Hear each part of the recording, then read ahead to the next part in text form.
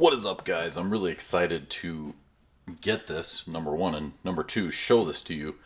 This is the new Everest Ascent from Redcat. This is a 110 scale rock crawling truck. Now it is pretty capable out of the box from what I've seen, but if we add a little bit of weight to the front and maybe do a few other mods, I think this is going to be quite the truck. Now there's actually a crawler competition coming up this weekend, so I've got like 3 days to prepare, 2 days to prepare to actually get this competition ready. So this is going to be quite interesting, but let's get into the unboxing here. So there's some cool features with this truck. It's like a 3mm steel chassis rail system. So right away we have our controller here, transmitter. It's in a nice kind of a bubble bag. Throw that out of the way. Looks like the foam needs pushed back on here. Let's see. There we go. So actually this is pretty ergonomic, looks like, and the distance between the back here and the actual wheel appears to be pretty short. So of course I have long thumbs, but you could in theory drive this one-handed pretty easily.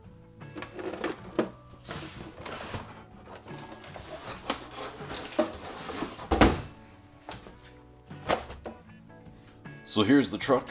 This is how it comes out of the box.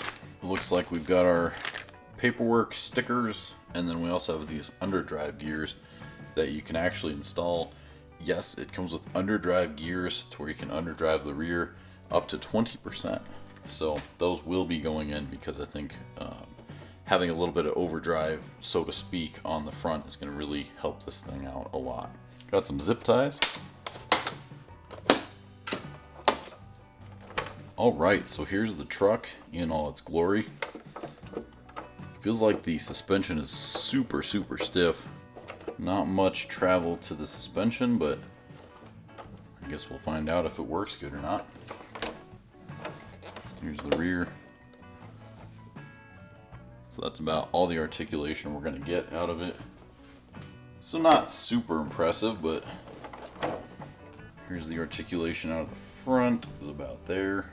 I have seen other videos of this, and it is actually really capable for what it is. So I'm not going to judge a book by its cover quite yet.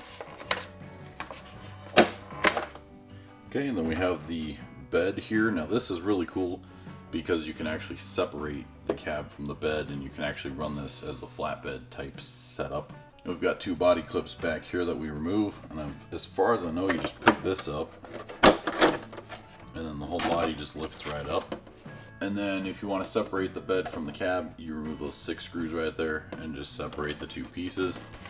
We have like a clip type setup here that clips onto a little boss on the front bumper. That's pretty cool.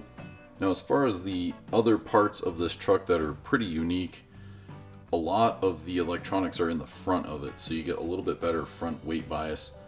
And there's not much going on in the back, honestly. It looks like you're supposed to put your battery here, and if I were running just on trails or whatever, I would put the battery here. But if you want to compete with this or do anything crazy, a battery in the front is probably going to be your best bet. I think if you put like a 1500 milliamp 3S or something back here, I don't think it would be a huge deal, especially if you're running brass in the front, that type of thing. So far it looks really sturdy. It's got pretty decent shock towers. They're actually metal shock towers on here. Like I said before, the suspension's really stiff. There's not a whole lot going on there. Not much articulation as far as shock travel even, so we may put some different shocks on this at a later date. The tires actually feel pretty grippy. They're pretty squishy. They feel like they could do pretty good.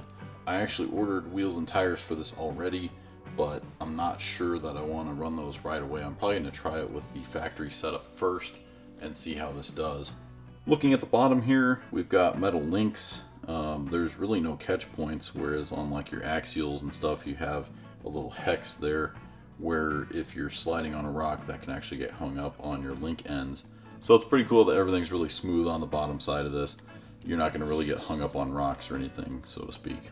Looks like we have metal diff covers front and rear, and you can hear that the tires are ventilated. So I'm guessing there's some holes in the plastic wheels here. Now there's one thing I want to do real quick. We're going to actually take one of these wheels off. I believe that these are a 12mm hex mount, but I really couldn't find information on this. I kind of guessed. We'll just drop that nut on the ground. So yes, these do look like they're 12mm hex. They actually feel like they're really soft compound, and they're honestly pretty sticky compound, so these tires might do really well. They are incredibly light though. I would like to at least have some weight to these is the main thing. Looks like you have aluminum hub hexes, so that's kind of cool. It uses standard wheels. It does look like the receiver is waterproofed. Not 100% sure on that, but it does look pretty sealed up there, so that's pretty cool. Looks like we've got 2 extra channels, and one of them is going to be for the winch setup. It is running a Hexfly servo and a Hexfly ESC with the Redcat 42T motor. Looks like the spur gear and the pinion gear are pretty exposed there. It looks like it's running a pretty small pinion gear.